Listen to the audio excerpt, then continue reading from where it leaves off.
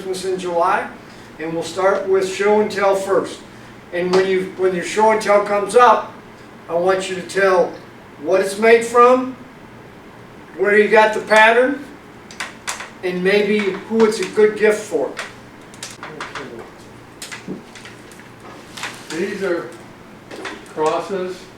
They're 17, 18 inches tall. They're mostly out of poplar. The patterns are by Sue May. She did a whole series of these. This first one looking at, that's the Easter cross, what you call the Easter cross. Second one here is the Christmas nativity cross and the Noah's Ark cross. They're good for anybody, anytime, pretty much. If you have somebody who has faith and wants to show that faith. That'd be a great gift for somebody. That's a great gift. This is a pattern by Jeff Stefano. It's called Double Trouble, 2 raccoons. It's on an 1/8" Baltic birch plywood, which I stack cut 6 at a time. This,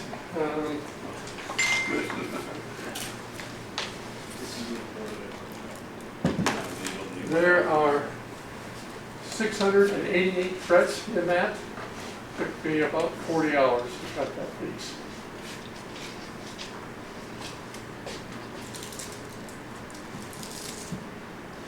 This is the next one there are just random. This is a picture somebody got for me. I thought it was kind of cool.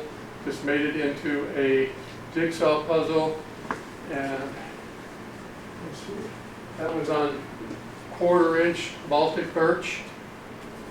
The picture itself, what was it originally like? It doesn't look like a calendar. No, I don't know what that was. That was just a The one on the poster left. picture. Yeah, I don't know where that picture came from. Probably my daughter. She gave me a bunch of pictures that are like that. That I don't know where she got them. The one on the right with the kitten. That's a more traditional. That's a page from a calendar. I do a lot of that. There's a lot of good calendars out there. So once you've used them up, I just cut the calendar apart.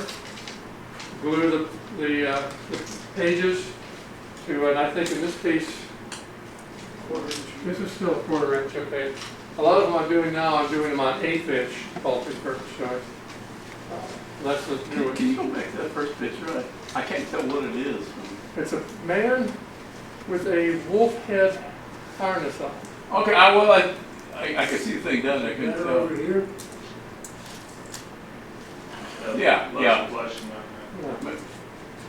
Yeah, that's good. Okay. And again, those are good as presents to kids or anybody. This is a star ornament or snowflake ornament. I'm not sure what. It's 7 pieces fit together. Looks like a good tree top. No glue, they're all just slide together. I glue mine. Okay. This, yeah, and then I paint them with some kind of a base coat, and then put them on a sparkly paint as well over the top to give this a little more class or whatever. That's good, anybody, Christmas time, decorations and whatnot. These are 3-dimensional wands, toy wands. It's good for kids. I think one is on the right is cherry, the other is walnut. And I make up a little saying to go with them, what they do. And you can always also do jewelry. These are the crosses. These are out of either FA or Camara. And they're just a commercial fittings and so forth. Three-dimensional snake puzzle. This is done on a piece of poplar and painted. Turn it just a little bit more sideways to me. You can see the side of it. You paint it after you all done? I painted it after I cut it, and then just painted each piece a different color, so it's easy to paint. You can do it beforehand, but I do a sanding to shape it a little bit, so that's probably isn't going to work out very well. How long did that snake take? Oh, that only takes half an hour to cut. They're pretty quick. Okay, these are little birdhouse and tarja ornaments. I use the basic birdhouse is old oak. The roofs on these I think are maple, and then probably a sapelli bird. It's just a toothpick perch for them.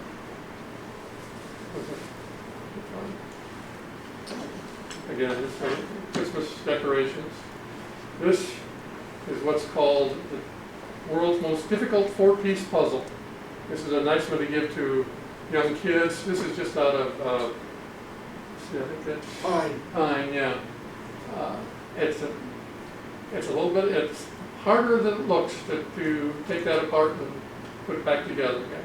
Good for small kids or middle-aged kids, 5, 6, something like that. And this is just a ornament done on a 1/8" Baltic birch. I make ornaments like that, and I use that as my Christmas card every year. It's some kind of a 1/8".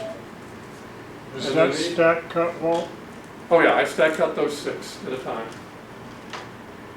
And these are just a variety of little automobiles made out of scrap wood. This happened to be scrap wood for the canes. There was some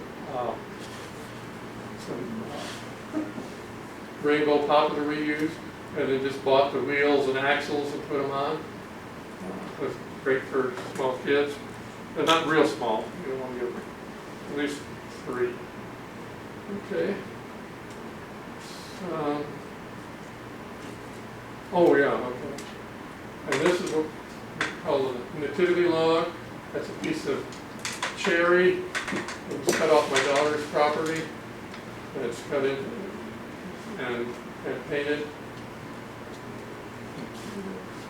And this is a little bowl of cherry. Steve Good pattern. This also is a Steve Good pattern. It's a little vase with pine and sapelli. Oh yeah. The Christmas centerpiece. This simple pattern I got out of the Scroll Saw magazine. It's out of a 1/4" Baltic birch, painted, and then sprinkles put on it. The base is, I think, the Kamara. That's made out of cherry, and it's a pattern that I improvised from a photograph and drew it out myself, and it looks pretty good for my first one. And I cut it out 2 different ways. I cut it out one with a large outside edge to it, and then with this second one, I cut it in close. And you can see it's the same pattern, but it looks totally different. And those are trivets. They can be used as wall hangings. That's another trivet that I did. It's made out of walnut. And again, it was an improvised pattern that I took out of a magazine. Beer mug that I made, and cooking spoon, a regular spoon. It's got a metal handle. It was turned. What kind of wood is that? Cherry.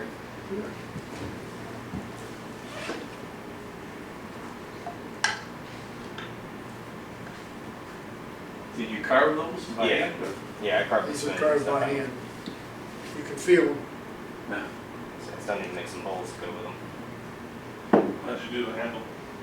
And this one has, looks like a, looks like a Hammered it out. deer antler on the end. So I believe that was a piece of pecan. And I burned it a little bit to give it a little interesting look. Cool. Okay. Okay, now, I brought these two only because I think we can use, this was a session I took, or lessons I took from Emma Cook, who's called the Tiny Turner, from the UK. And so I turned the bowl, and it has nothing to do with this class today, but there's no reason why we can't use this method on a scroll saw piece. It would have to, you couldn't use 1/8 inch, you couldn't use 1/4 inch, you'd have to use 3/4 inch, you know, probably poplar or you know, some other wood. Because what you have to do is you have to create that space, then you have to facet that space. So you either facet it with a carving tool or a rotary tool or whatever, because you want to do is you want to create that space, facet it, then you take it and paint that space solid black. Okay? Then you let it dry.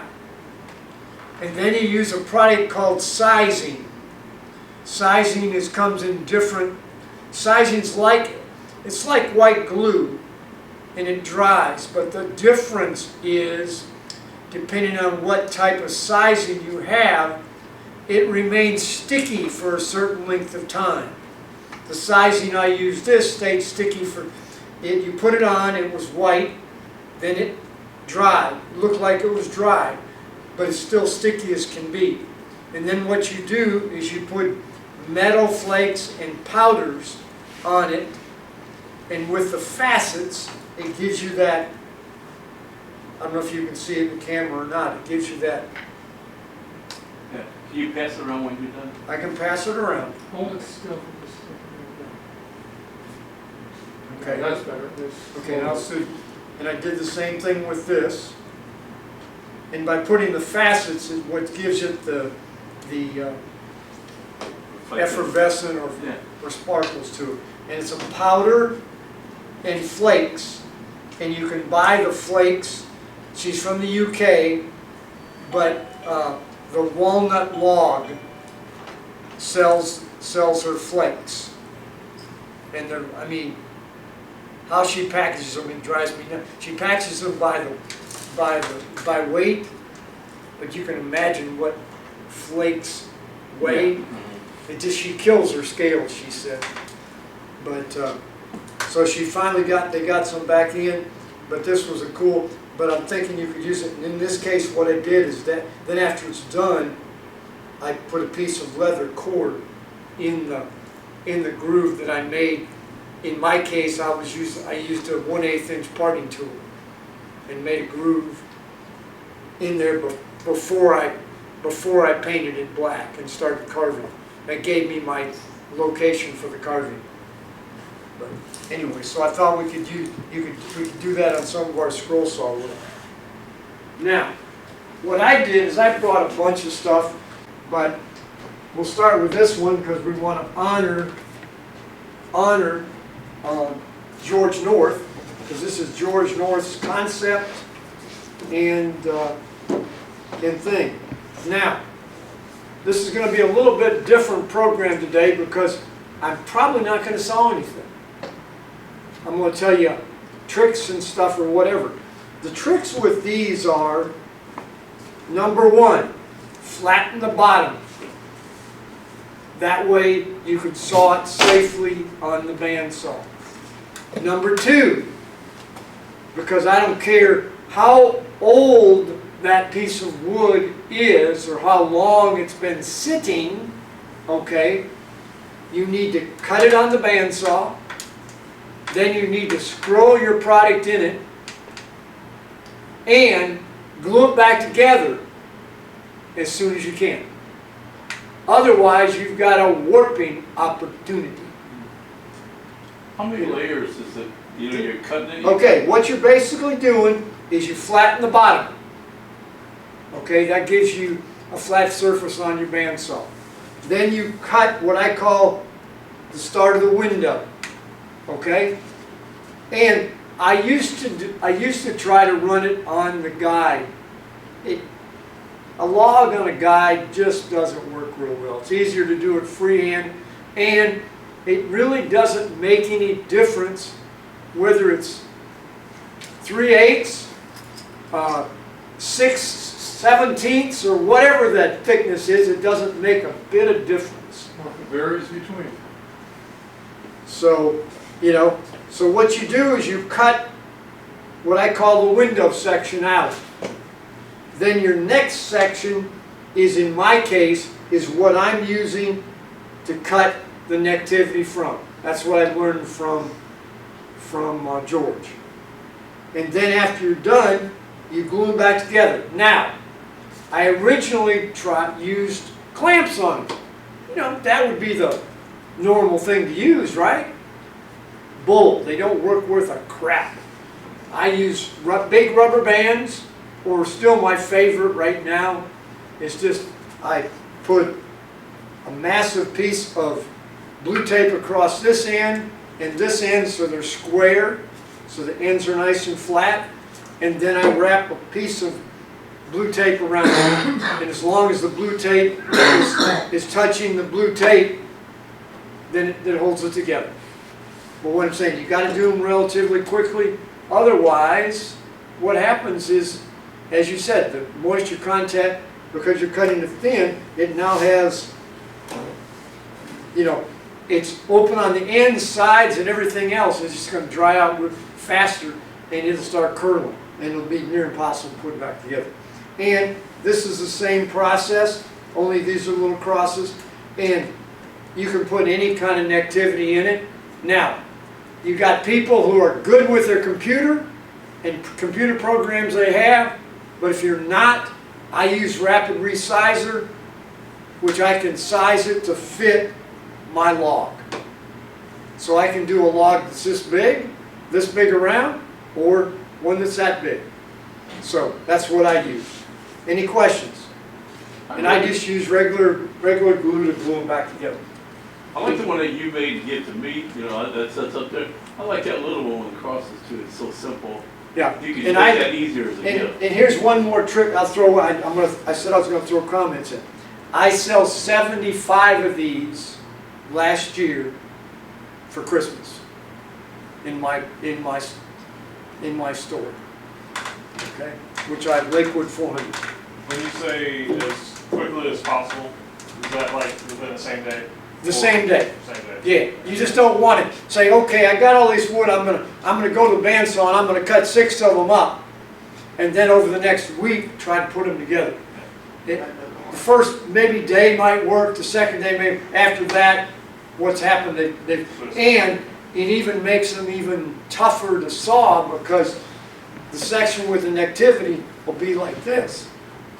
Which even sometimes when you cut it on the bandsaw, because I'm not using the guide, it may have a little curve to it, but you get used to cutting on it, okay? Now, next one.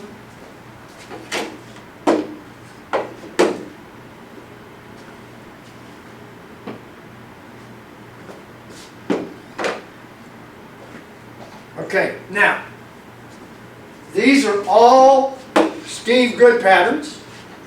They're baskets.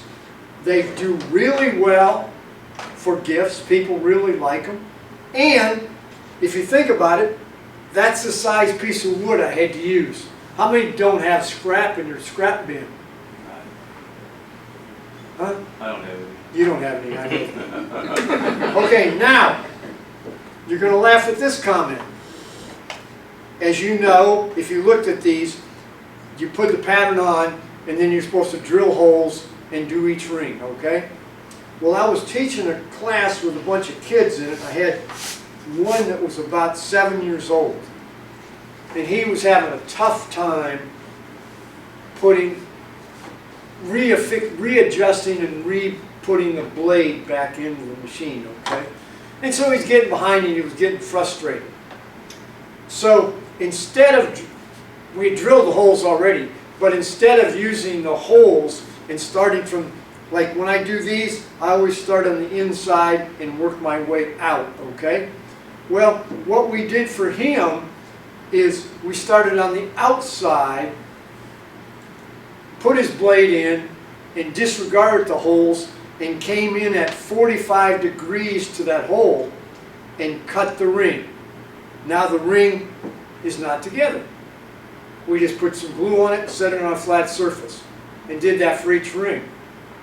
That way he didn't have to go in and out that many times, and he caught up with the others and he felt good. But I'm saying, after it was done, you couldn't tell a difference. Really. As long as you glue them back together good. And I use, my favorite glue of choice is trim and molding glue, which is in the gray bottle. And it dries like, you don't have to put clamps on it or anything. You can just hold it for about 30 seconds and it's together. Now it's not totally done, but it's together. And then, you know, it's time it'll get done. But I'm just saying, you got all these different ones you can do. These are all Steve Good. Okay? And if you look at the Steve Good pattern, it says use 1/4 inch or 1/8 inch. As you can see, I followed his instructions religiously. You know? So you just use, use what you got. Okay? Now here's one. It's a little bit different because it's not open. And what it is, it's no different though, but you've got to use more wood to do it because they're all the same size. But what you could do, in this case, I think the way this pattern worked, I want to say you had a top, a bottom, and then you had the other ones you needed 3 of each one and you alternated them to give that effect. This one you've seen me do. These are great gifts for kids and read. They are the worst to cut. They dull blades extremely fast. And I use, like I said, I use Rapid Resizer. Know what book I have. As long as my book is less than 2 inches thick, I can cut anything. And what you can do is use any alphabet system. The more blocky it is, the better. I mean, this happens to be an angel, I think. But you could, I usually make, like you could make the kids' names if you wanted, but just use a blocky letter and then size it to fit your book. And you want to make sure, depending on the letter, like if it's an O, make sure it's attached here, so therefore the book doesn't fall apart. Because this, your binding is your main source, okay? But I sell 20 or 25 of these books every week. At my, But maybe a blade to cut this, maybe, if you're lucky. Where I could probably cut 4 or 5 of these with that same blade. Okay. Now you're going to laugh at this.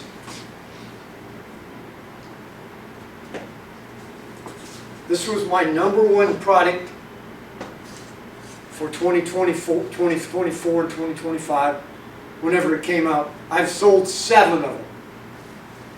Okay? And I sold 4 of the male version of this. It's a Steve Good pattern, but if you've got a niece, a nephew, or somebody that's maybe taking piano lessons or whatever, it's a great gift. This one just happens to be out of a piece of flame box elder. That's what gave it the red tinge to it. But any kind of wood will work fine.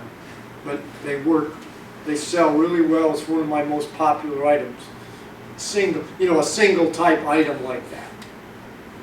So, and I sold it for $50 each, so I wasn't selling them cheap. This was #2. I've sold 5 of these. This is out of a piece of spalted maple. Most of the time I don't stain them or whatever, because in my case where I'm trying to sell them, the person comes and says, oh, do you have this in a light? If I stain this dark, do you have it light? You know, I don't have room for umpteen different ones, I'm sorry. But it's like some of Walt's stuff, a lot of inside holes, but it sells really well. I've heard one person say, I really don't like that stand, that's an icky looking stand. But I'm saying, hey, they sell well, it's easy to do, and you know, it's really a tough one to do. Is that a Steve Good pattern? Steve Good pattern. And hint on Steve Good. If you're looking for something, do not put the whole thing you're looking for in there as your search key. In this one, put butterfly, period. You'll get butterfly, okay? If you put dog in there, I'll show some stuff later. You're going to get dog, you're going to get bulldog, you're going to get Georgia bulldogs, you're going to get, you know, because he's got his search mechanism is super old, okay? So therefore, it has dog tags, it has, you know, so if you try to put everything, it says, can't find it, doesn't exist. But if you just put one part of that, you might find it, okay? I mean, he's only got 4,500 items out there. So, you know, but it's a good place, and if you've never been out there, who hasn't been out there? 40, almost, close to probably now 5,000 items, 5,000 pattern. I mean, if you go out to the ornament section, he calls it one pattern, but there's 12 days of Christmas, or there's probably 150 ornament patterns out there for Christmas ornaments, okay? And just search for Steve Good and you'll find his Steve site. Good, and then go to the website, and then go to patterns, okay? This is also Steve Good. Whatever it is. You know, this is basically the ship in the bottle. So it's, in this case, it's five different cuts. Okay, and for the day, don't try to cut individual pieces a 1/4 inch. It's going to drive you crazy. My rule of thumb is I like to saw in the 3/4 inch to 1 inch range. Okay? I've had people on Facebook this week said, oh, I need 2 puzzles for my two nephews. I'm going to cut 2 pieces of 3/4 and I'm going to stack cut them. And I'm saying, bull, I can cut them twice as fast cutting them singly than you can trying to put them together. Because you're trying to cut 1.5 inches, I can cut 2 3/4 faster than, I can run rings around it. So could Walt. You know, you try to cut 1.5 inches, you've got to really slow down, and then they're not going to turn out exactly right because you're trying to put 2, you know, so. It's also bad to cut 1/8 inch piece. Yeah. So do you stack cut each of the different things and end up with 5 of those? You can. That's what I did because I was selling them. That's Okay. what I do. Now here's a piece of walnut. Just another nativity. Usually in my booth I have 45 different nativities. But that's a piece of walnut. Probably thicker than, probably almost 1 inch thick walnut. Which I cut a lot of. I very seldom cut thin stuff. Where'd you get that pattern? I want to say Steve Good. I want to say Steve Good. Since we're going this way, you got to have some fun.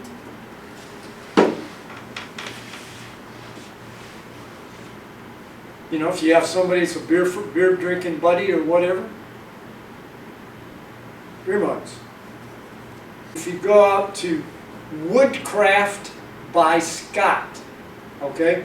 If you've got a neighbor or a person you work with, or somebody else that has dogs or whatever, and they have a particular dog, okay? If you want a good gift, I mean, there's nothing better than to give them the puzzle of their dog, okay? And the only reason I say Woodcraft by Scott is because you can go out to his site, find the dog you're looking for, whether it's a Pomeranian or some funky one, and he's got most of them, and you can directly download it, and the cost is $3. So that's a cheap gift, really, when you think about it, and gives you exactly what you want. Now you can also go to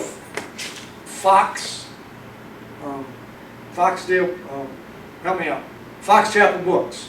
You can go out there and you can get packages of them, and you can buy individual ones, but I think there are more out there, and I don't think and they're paper, so they got to be shipped to you. This was, I mean, if I need a gift for somebody tomorrow, and they have a Malamute, okay, and that's what you need, you can go out there right now, hit the button, it downloads to you immediately, and you've got a board in your shop that'll fit on it, and you can get it done. But like I said, this could be for a drinking buddy, maybe, I don't know.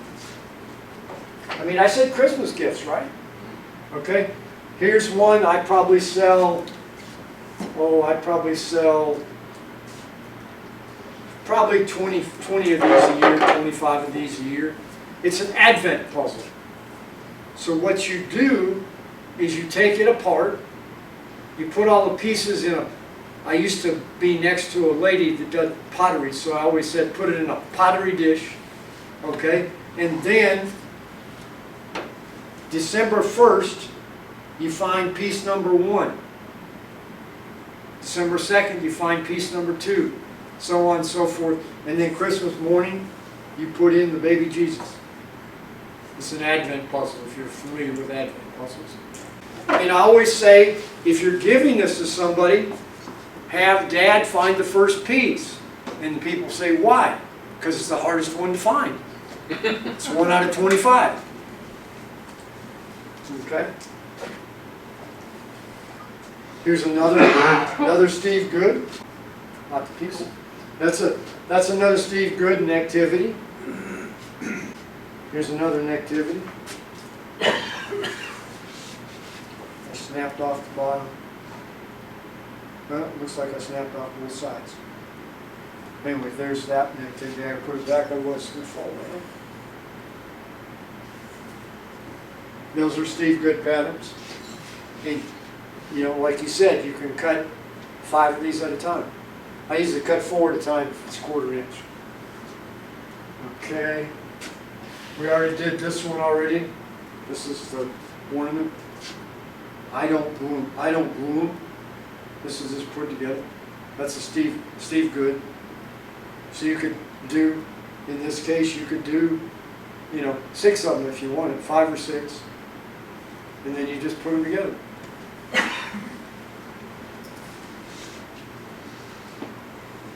Here's another one.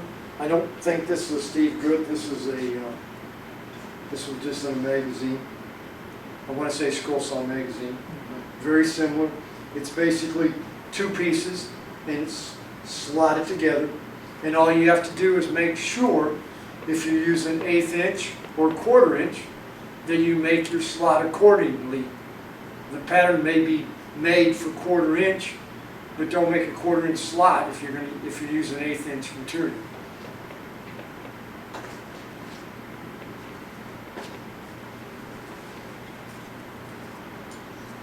Hans, what do you use for your plywood? Is Baltic birch? I usually use, I use very little of the thin material. If I do, I buy it from OC. OCH. Yeah, OCOOCH. And I buy it, in my particular case, I buy 12 by 12s. Because that's easy for me to work with. He buys weird stuff because he uses it for his Yeah, But most of that is Baltic birch that they sell, isn't it? Yeah, they sell all sorts of hardwoods. They sell, but theirs is no voids, period. Costs a little bit more, but it's no voids. Now, what they will, you call them, and they'll custom cut to the size you want. So I do a lot of 8x10 and 11x14 portraits, so I call them and order them pre-cut. It's a nominally smaller, which is absolutely perfect for doing portraits, because then it fits into that size frame. So I love working with them. Okay, these are my.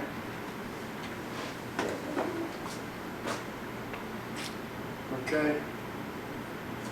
These are, these are Steve Good ornaments. There's also a nativity like this, which I don't have because I gave it away. But anyway, so there's that. Here's another one.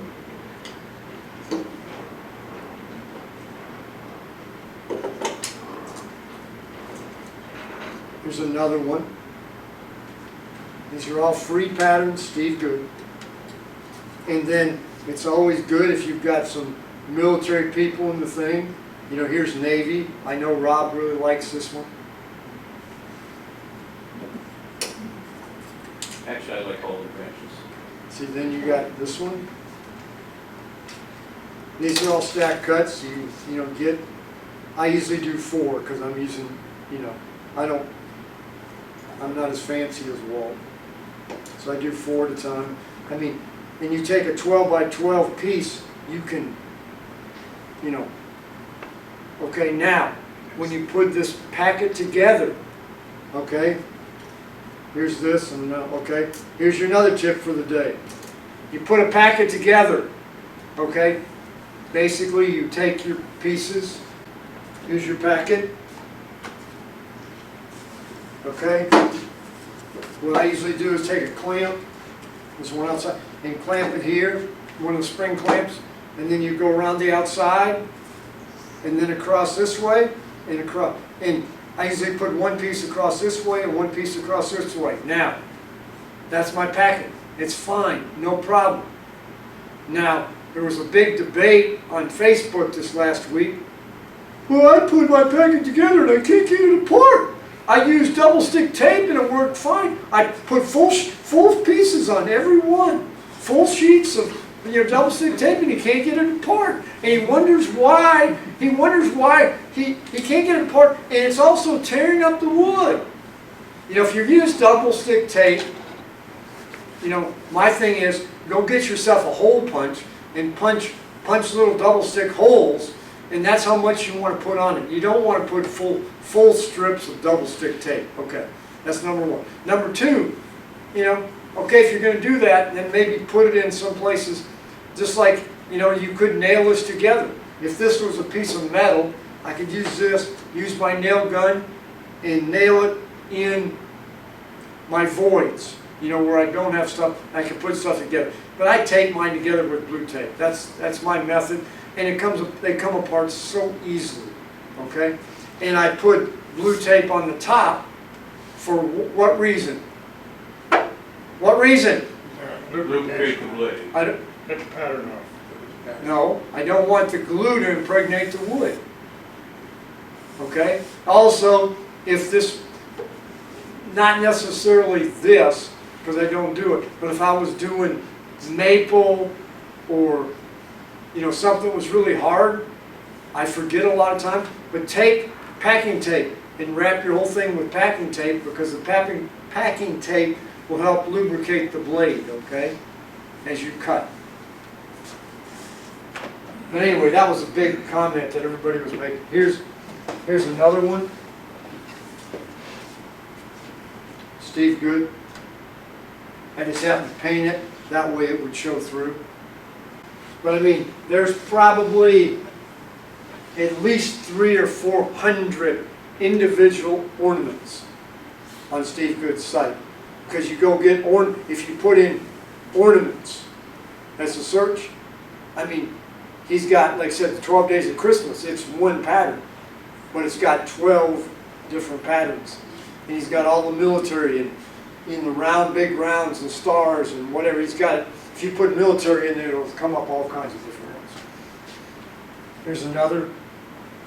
I want to say this came out of the Scroll Saw magazine, I think. Yeah, they did it. You know, there's many different varieties. I got one that's got the nativity in the center of it.